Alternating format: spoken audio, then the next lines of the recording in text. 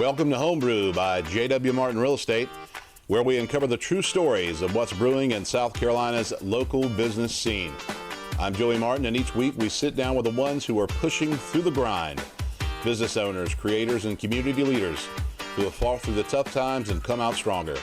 No fluff, just real stories, smart insights, and a whole lot of lessons learned the hard way. Let's dive in.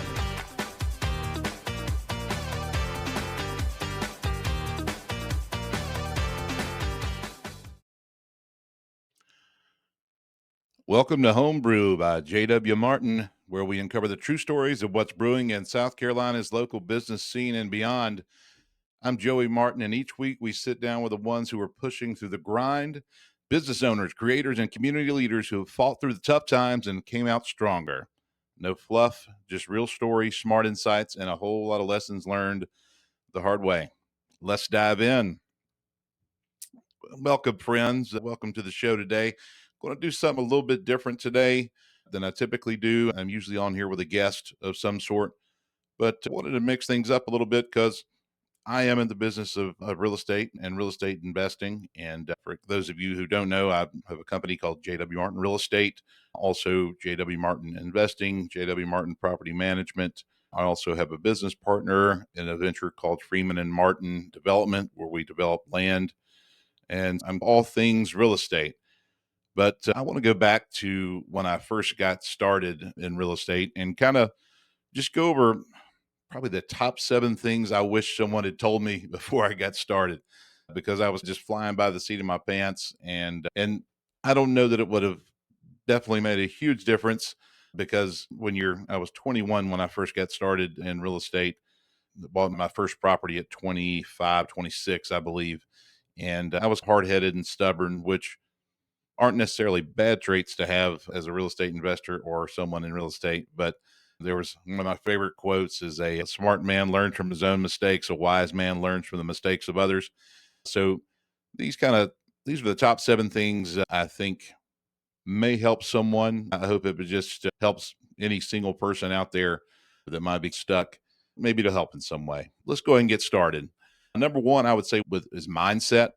And I know it sounds cliche these days, but everyone says, what is your why? But before you ever jump into this and just start going wild, making offers on crazy properties or doing things like that, you need to figure out why you're doing it. What's the motivation behind it? And if it's just money, money's great. But when things get very difficult, money's typically not enough motivation to get you to pull through the hard times. You're going to need something deeper to keep you going. Maybe it's financial freedom, so you can spend more time with your family, or vacation, or travel the world, or maybe you want to retire early so you can just have freedom with your time. Maybe you want to create generational wealth so you're able to leave something to your family or children. Whatever it is, I strongly urge you to write it down, look at it often, and let that kind of help you guide your decisions. So, mindset, number one. Number two, education. This is stuff that you're not going to learn in school. They don't have a course on this in high school. Now, on collegiate levels, they do have some programs for things like that. But for me, that wasn't the direction I went. I was a sponge for knowledge. I read every book I could get my hands on when I first got started. Rich Dad, Poor Dad was an incredible book that I read. Who Moved My Cheese was another one that was very influential for me. So many great books looking back over the years. There was a very simple one which I prefer simple things. I just prefer, I don't need a book written in such a fashion that people are just trying to show off their vocabulary. I would prefer someone just get to the meat and potatoes, get to the point, and get to the lesson. And Flipping Properties was the name of that book. And I'll tell you, that book was a big help, and I learned so much from reading those books. So just become a bit obsessed with learning about, if it's real estate you're getting into or real estate investing, learn everything you possibly can about it. So you're stepping out there with some level of confidence. You're never going to go out there, especially on your first deals, with absolute confidence. And the goal is not to know everything before you start, but you want to have some level of education before jumping in. Number three, I would say get around other investors or other real estate agents. If it's real estate, as a real estate agent, get around other real estate agents that are doing well. Be careful who you choose to be around as far as real estate agents and also real estate investors are concerned, because not all agents and not all the investors are created equal. You can get around some real estate agents that are just super negative. They have toxic negativity. They blame the market. They blame the weather. They blame everything. They blame everyone rather than just looking straight in the good old fashioned mirror and saying, "Hey, maybe it's me." Get around people who have a really positive attitude, a really positive outlook, people who are doing great things. And as a general rule, don't take much advice from people who aren't doing that well in the subject that you're trying to learn. Real estate investing certainly not a solo sport. Just be around people who are doing what you want to do. Almost every city has real estate investment club meetups. Some of them meet weekly, some of them meet monthly. I know here in upstate South Carolina, there's some Greenville clubs, the Greenville RIA Real Estate Investment Club. Clemson, or I think Seneca has a real estate investment club as well. And what I found is the people in these groups are so willing to help you. They are so willing and so selfless with advice. Get out there, and I hate to say the word networking because that sounds like work, but get out there and meet people. Get out there and meet other people that are doing this. And maybe you find your next business partner. Maybe you just get a tip that you didn't know that can take you to the next level. I tell you what, you can learn something from just about anyone. You know, you probably anywhere, any conference I go to, anything like that, 80% of it I've probably heard before. But man, that 20% is just absolute solid gold. And so go and get around other people doing what you're doing. Number four, money isn't always the answer.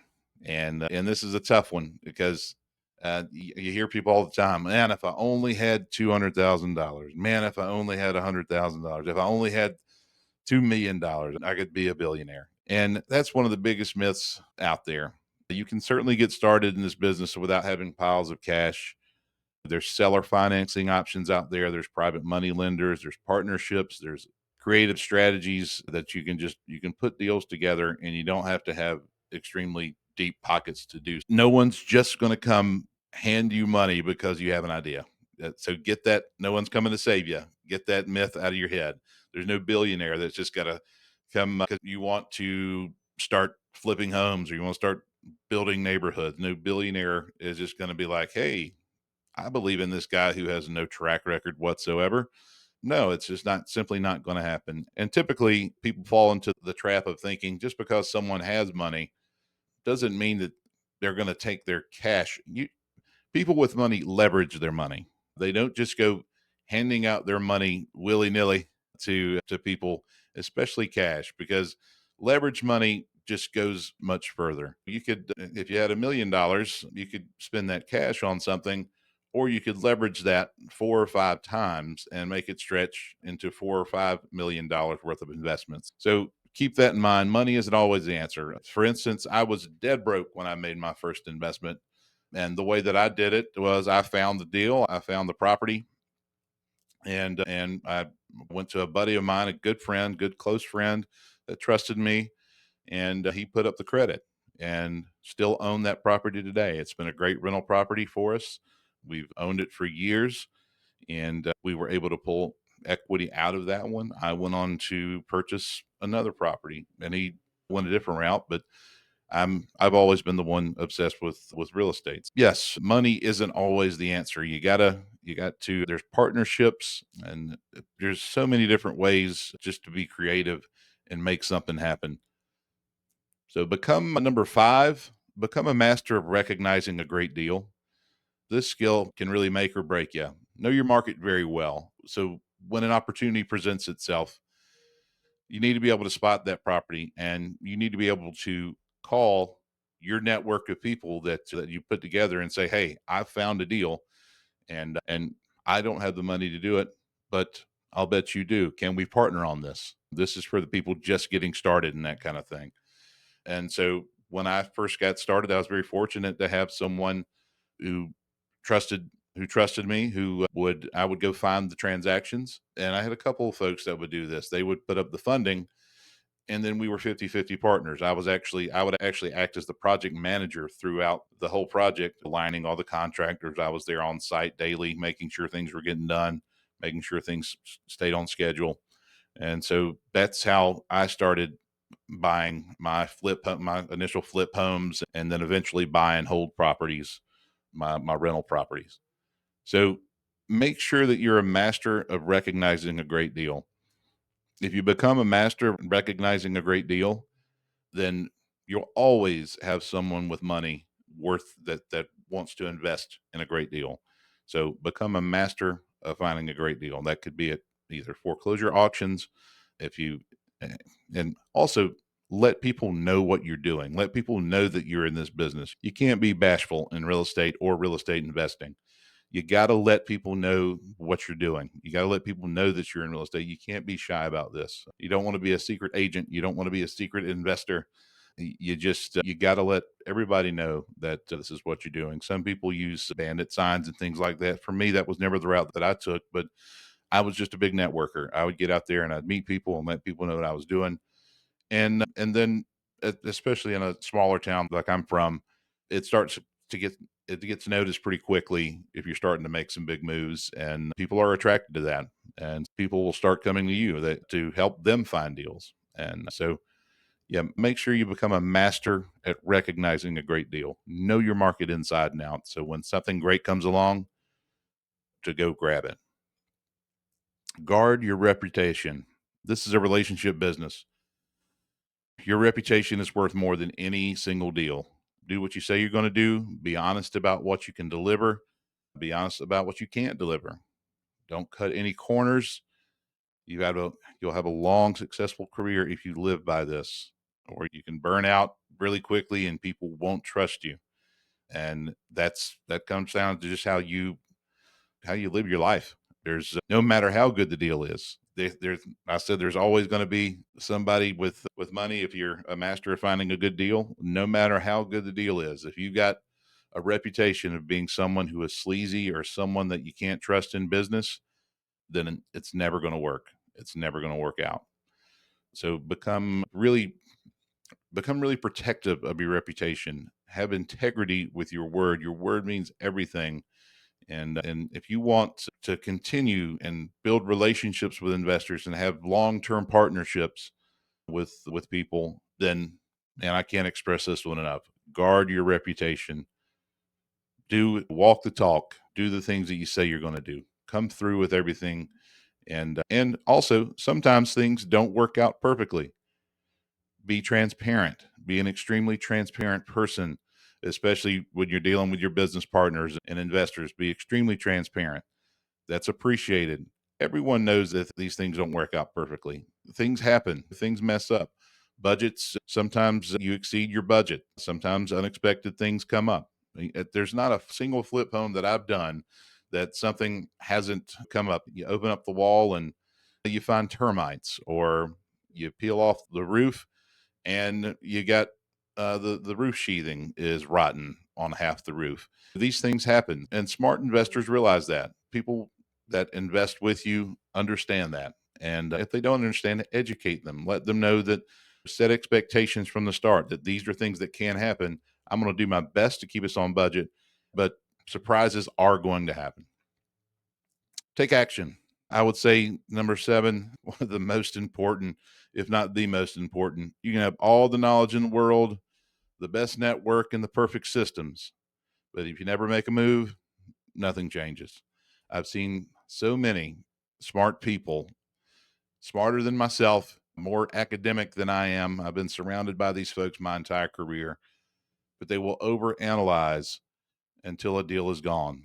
They will get paralysis by analysis. They just so worried about making a mistake or so worried about the number just being absolutely perfect that they won't take action. And you can take action in a fashion to protect yourself. There's things that you can place in the contract, due diligence periods and things like that, that you can protect yourself, and and can protect your business partner and yourself. And eventually you'll probably start doing transactions on your own without a business partner.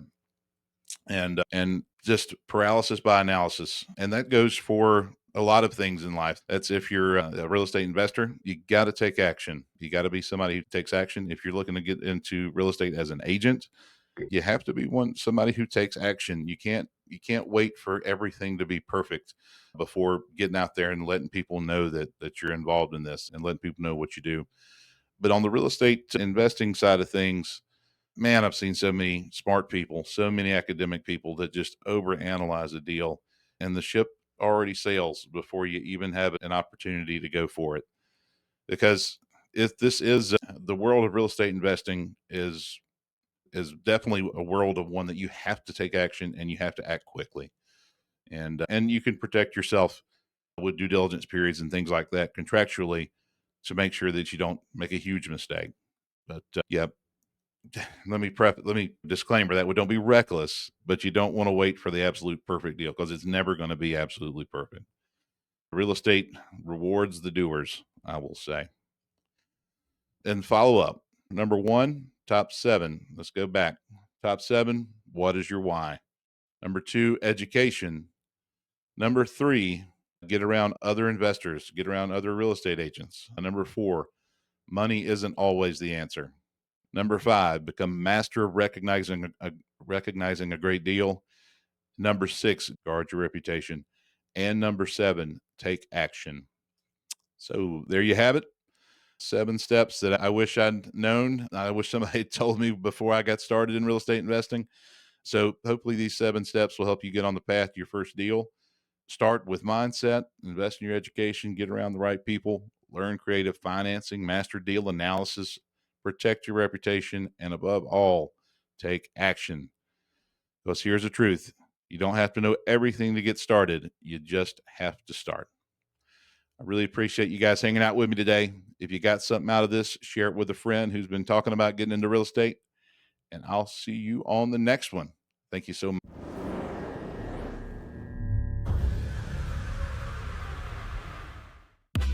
That's it for this episode of Home Brew. If it resonated with you or gave you a fresh perspective, share it with someone else who's working hard to make their mark.